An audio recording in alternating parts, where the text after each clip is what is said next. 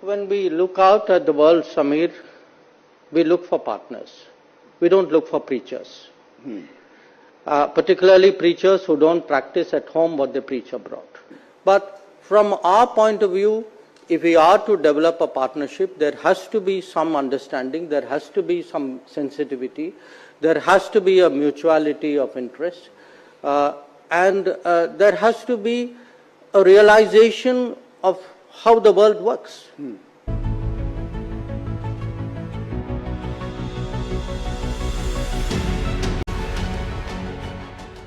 Welcome to Khanversations. I'm Muqtedar, your host, and today I'm going to talk about the global response to Pahalgam and how it's evolving and the kind of pressure it is putting on India. Dr. Jaishankar, India's External Affairs Minister, who appears to be clearly frustrated with the global response when asked about partnership with Europe, he made a very scathing and critical remark, which is kind of echoing in India.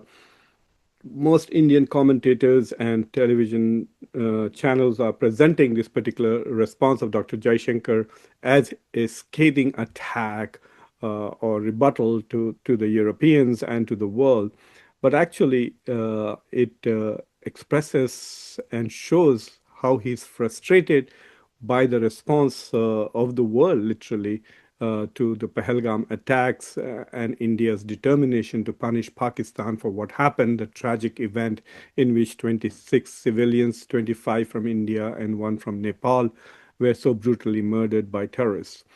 So I will talk about that, about Dr. Jaishankar's comment that we need partners and not preachers and what he meant when he was talking. But I will also talk about the United States response, the response by the UN Security Council, and of course, the Secretary General of the United Nations, Guterres.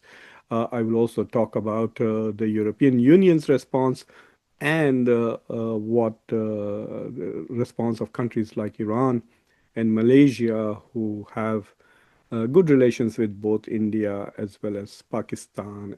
Well, at least the Iranians think that they have good relations with Pakistan, even though just less than 2 years ago they had bombed each other. So we'll talk about all of that. But before that, please subscribe to Khanversations, like this video, and press the bell icon. And don't forget to share this video with your socio-political network. For reasons that I do not fully understand, the Indian government has blocked my channel in India. So I have started another channel, which is a mirror of this channel. So the videos that you find on Khanversations, you will find it on the other Khanversations also. So I request those who are in India to either find that link to the other channel on my, I will post it in the video's description here too, but also in the community section. I will also share it on LinkedIn as well as on X. So please subscribe to that channel. And if you have access to VPN, you can watch this channel. The content is going to be more or less the same. Well, exactly the same. So I'll be uploading the same video, so you can watch it in both places. So thank you very much for all of you who have watched it using VPN. And now I do have a channel that is visible in India. Unfortunately, it has very small number of subscribers, but in the last 24 hours, we have managed to get more than 1,500 subscribers. So please don't hesitate to follow me on that channel. So the first thing that I want to point out that today at 3 p.m., the UN Security Council had a closed-doors meeting on the Pahalgam attacks and the ensuing diplomatic as well as kinetic heating up of tensions between India and Pakistan. As you are all aware, India has suspended the Indus Water Treaty. India has cancelled the visas of Pakistanis and asked them to leave immediately. India has taken other measures trying to put Pakistan on the FATF list, and so on. India has taken several diplomatic measures, but also there is now fighting going on, initiated by Pakistan across the line of control. So there is both shall we say, diplomatic hostilities as well as hot war like scenario that is developing. And so the fear is that these two nuclear powers might be at war anytime soon. The Pakistanis had feared that maybe by yesterday, India would have attacked Pakistan. It is what they claim that their intelligence has reported. But so far, India has not retaliated in any major kinetic way, in the sense that India has not attacked Pakistan's sovereign territory. Partly because I think that India is preparing something and it is not yet ready to act. The other is the international pressure, which I'm going to talk about, and the fact that China has repeated that it will stand by Pakistan's sovereignty and its security. So China has made it very clear twice that it stands with Pakistan, and that complicates India's response because, as you know, that India has faces challenge from China on two military fronts, one in Ladakh as well as near Assam. And with the growing partnership between China and Bangladesh has also made India's quite serious the security situation near the Siliguri corridor, which is also called as Chicken's Neck, a tiny a sliver of territory, about 20 miles, I think, which, if blocked, would disconnect seven eastern states, northeastern states from India. So it's a very tricky situation for India. If China is going to be aggressively pro-Pakistan in this conflict, India needs to think deeper before it starts a war that could go out of control. So this is where we are. The UN Security Council met. I waited till about 8 p.m., 5 hours, to see if there would be any press release. Nothing has come out yet. Maybe tomorrow we will know what was actually discussed in the closed door session, and so maybe I will share it with you if that information is available. But prior to that meeting, the Secretary General of the UN made very strong comments about two things: that he feels that the tensions are going out of hand and he wants to essentially see a de-escalation of the conflict. The word that everybody seems to be using is de-escalation. So they want these countries to cool down, to cut down the rhetoric, reduce the geopolitical temperature, and essentially de-escalate. So they do not want to see a regional conflict. It's very interesting that they're not saying war between India and Pakistan. They keep using the word regional conflict, which means they expect more than one country to be involved, two countries to be involved, maybe Afghanistan as well as China. Who knows? And so it pains me to see relations reaching a boiling point. I understand the raw feelings following the awful terror attack in Pahalgam on 22 April. I once again strongly condemn that attack and extend my condolences to the families of the victims. Targeting civilians is unacceptable, and those responsible must be brought to justice through credible lawful means. It is also essential, especially at this critical hour, to avoid a military confrontation that could easily spin out of control. Now is the time for maximum restraint and stepping back from the brink. The United Nations stands ready to support any initiative that promotes de-escalation, diplomacy, and the renewed commitment to peace. What they have in their mind, but they are using the word regional conflict.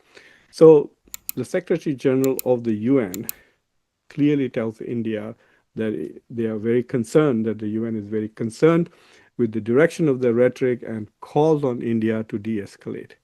J.D. Vance, the Vice President of the United States, also comes out and very clearly tells that he would like to see India de-escalate, and uses the same word, de-escalate, does not want to see a regional conflict, would want India and Pakistan both to exercise restraint. They have called on Pakistan to cooperate with India. They all have condemned terrorism. As I've said before, that it's easy to condemn terrorism. Who will not condemn terrorism? But it's the specificity of the condemnation which really matters. And none of the organizations, international organizations or countries have directly condemned Pakistan for what happened in Pahalgam. So that should be a source of concern for India, because India has been, on a very high diplomatic high for the past few years, since 2023, when India was the chairman of the G20 and India was also the chairman of the Shanghai Cooperation Organization. Both the major events were hosted by India in 2023. So India was on top of the world, so to speak. India was setting the global agenda. I myself had called for expansion of G7 to include India and make it G8, as they had done with Russia in the past before Russia was expelled from G7. So India was, I mean, everybody was talking about India rising and India being on the top. So India thought that it had gained enough diplomatic influence where when a moment of crisis like this appears, the world would stand with India. So it must be extremely troubling also, and I think it should be troubling, that everybody is calling India to back off. And not sympathizing with India as to what happened. They're condemning terrorism. They understand that this was a really horrific act, but they are telling India to back off. In fact, the UN Secretary General was very specific. He said that we would want those who did this to be punished, but in a legal way, which means that India will have to produce evidence before it can act. And even if it acts, it must act in a legal way, which means whatever international law permits, and it's not like hiring killers to go and kill these terrorists inside Pakistan, which is now usually described as transnational repression. So those kind of statements coming from the United Nations, where India wants to become an important player, wants a permanent seat in the UN Security Council. So India cannot behave as a rogue nation while it seeks an important place in global governance. India wants to have a bigger role in IMF, in the World Bank, in the UN Security Council. And so it cannot be seen as undermining international law if it wants to become one of the countries that upholds international law and also maintains a global order. The European Union also issued a very similar statement calling for restraint and de-escalation. It is here, I think, that Dr. Jaishankar is very frustrated. While he can understand that American foreign policy is in a kind of a very unusual place here with President Donald Trump. He could go either way. And so even though Donald Trump made it very clear that when he said that he's close to India, but he's also close to Pakistan, and he would like to see de-escalation and a reasonable outcome, and he's clearly against a war in the region. But I don't know why India expected the European Union to be more aggressively supportive of India's military option to punish Pakistan for what happened in Pahalgam. So I think that is where Dr. Jaishankar's statement saying we are looking for partners, not preachers, becomes salient. Besides the European Union, the UN, and the United States, even countries like Iran and Pakistan and Malaysia, who are good partners, good trade partners of India, good friends of India. Iran is part of the SCO, is part of BRICS with the US, with India now. So Iran has now volunteered to mediate between the two, and Iran's foreign minister, Mr. Abbas, I don't know how to pronounce his last name, Abbas Araghchi, has already visited Islamabad, and he's basically also calling for de-escalation, and he's going to be here in India on May 8th, essentially with the same message. It will be interesting to see how India reacts, because India has always maintained that all issues between India and Pakistan should be treated bilaterally based on the Simla Accord of 1972. And so India does not like third-party interventions. So I don't know why Dr. Jaishankar wants others to support India when it deals with Pakistan, because that would be third-party intervention. I guess India is happy that third party, as long as they're just supportive of whatever India does not mind third party involvement.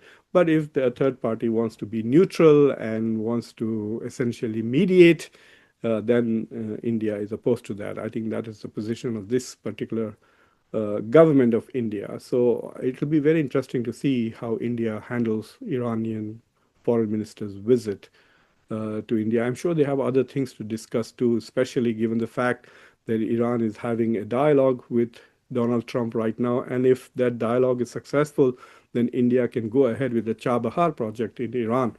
So India probably is also negotiating this aspect in its bilateral trade agreement, that somehow the exemption that was given to the Chabahar port under the Biden administration and the Trump administration in the past is also extended under the current Trump administration. So perhaps Iran and India have other things to talk about, but the foreign minister of Iran will be in India on May 8th, and we will see where it goes. And as always, I will be happy to share my views about what they discuss. Anwar Ibrahim, the Prime Minister of Malaysia, who had recently visited India on a state visit to increase the partnership and also trade, has essentially, in a way, has come on the side of Pakistan by saying, because on Friday, Shehbaz Sharif was supposed to travel to Malaysia on an official visit, and he had to cancel this because of the crisis. So Anwar Ibrahim basically said that we support Pakistan's call for an independent investigation of who was responsible for Pahalgam, which means, I mean, that's one way of saying that we do not accept India's claim that Pakistan was responsible for it. Because if you accepted India's claim that Pakistan was responsible for it, then why would there be a need for any further investigations? So anyway, they have supported the call for a third-party investigation, but they also called for de-escalation. Prime Minister Ibrahim also called for de-escalation and basically call on all the parties to exercise restraint. But the more interesting thing is coming back to what Dr. Jaishankar actually said. So let's listen to him again, and then I want to break it up in the 3 points. Look, when we look out at the world, Samir, we look for partners. We don't look for preachers. Particularly preachers who don't practice at home what they preach abroad. But from our point of view, if we are to develop a partnership, there has to be some understanding, there has to be some sensitivity, there has to be a mutuality of interest, and there has to be a realization of how the world works. So in that short clip, Dr. Jaishankar, he was basically talking about the Arctic and another issue, but when he was asked about partnership with Europe, he basically made these comments. So the first thing he did was to say that India is looking for partners, not preachers. It is an interesting comment, because what he's saying right now is that when it comes to the Kashmir and Pahalgam issue, Europe is not India's partner.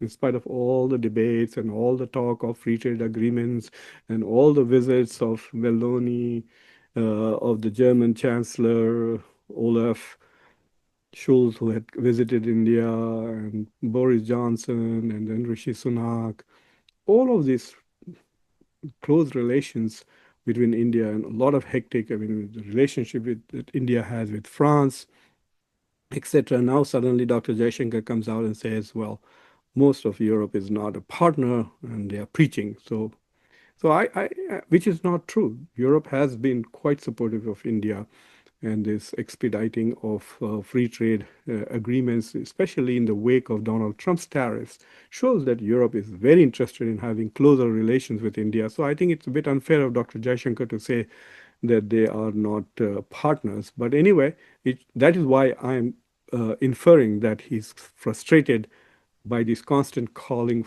on India to calm down and to de-escalate, when there's so much pressure from inside India to escalate and have a war. People are talking about taking POK and a lot more, and punishing Pakistan beyond that. In fact, another source of frustration should be that it happened on 22nd. Today is May 5th, and none of the terrorists have been captured. We are more than 10 days since the attack has happened. There's a lot of talk, a lot of investigations, but India has not yet captured or killed the terrorists who are responsible for what happened to Pahalgam. We don't even know whether they are still in the country or they have managed to escape. If they have left the country, then it's the task of locating them and punishing them becomes much more complicated. But if they are still in the country, then they should be caught and they should be produced before the law. And a lot will be revealed once they are arrested. So I think there is a mounting frustration within the government itself at its failure to deliver on this one particular issue. So he goes on to say that the Europeans not only are preaching, but what he said, the second point he made was that they are hypocritical about it. So they are preaching to us what they themselves do not practice. And I don't know what he's specific about. If he's talking about democracy, if he's talking about using rule of law, etc., I can't think of any European country unilaterally attacking other countries or punishing other countries because they have been targeted for terrorism. There have been many, many attacks in Europe by terrorists, but European countries have not attacked. US has, and some European countries have attacked Afghanistan and Iraq along with the US, and now fighting against the Houthis. The British are always there. But they have not, without the US, none of these European countries themselves have taken any initiative to go and punish another country by simply saying that, oh, you are sending terrorists across. Russia has killed many dissidents and others inside various, even in London, and there has been no attempt to punish Russia, but it's difficult to punish Russia.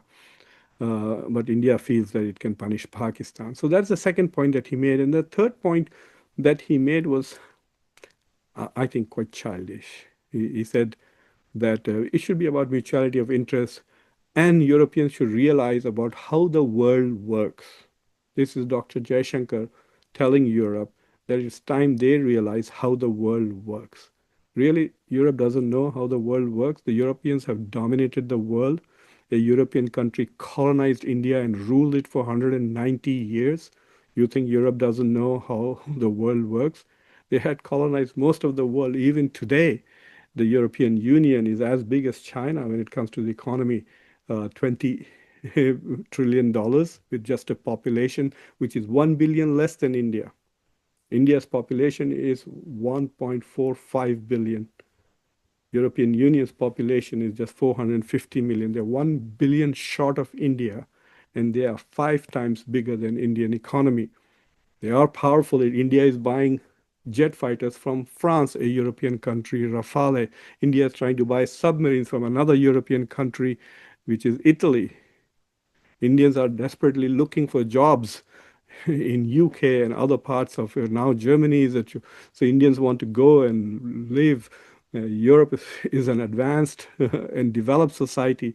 The poorest of European countries per capita is more than 15 to 20 $1,000 per year. India hopes and dreams of becoming like a European country by 2047.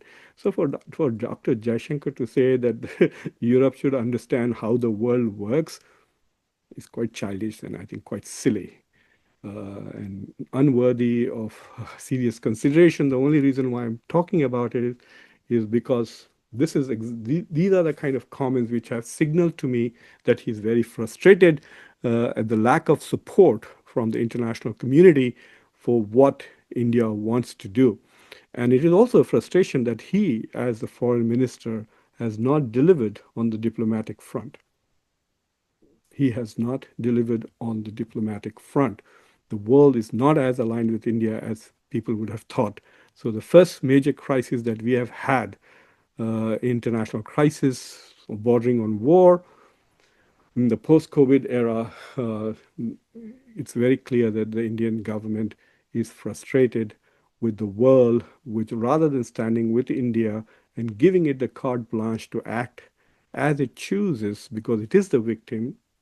Pahalgam happened in India. Indians were killed. India is undoubtedly a victim in this crisis. But the world is asking India to act in a restrained fashion and not to escalate. So this is what I wanted to talk about. And I think we will continue to see how things unfold.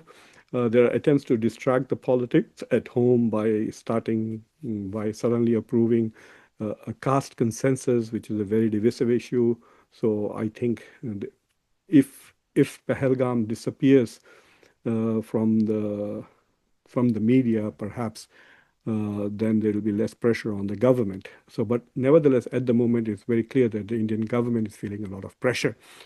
because it hasn't taken a major decisive action across the border, and it hasn't yet caught the terrorists. So I hope you found this conversation interesting. So please subscribe to the channel, like this video, press the bell icon, and don't forget to share it with the rest of your socio-political network. And might I remind you that it is exactly analysis like this which may have got my channel blocked in India. We do not pull punches on Khanversations. So if you are interested in serious, unique, incisive commentary on world politics, then subscribe to Khanversations and find the Indian channel. I will have a link to the Indian channel in the video's description. And please also let your friends know that you can now hear me in India. Take care.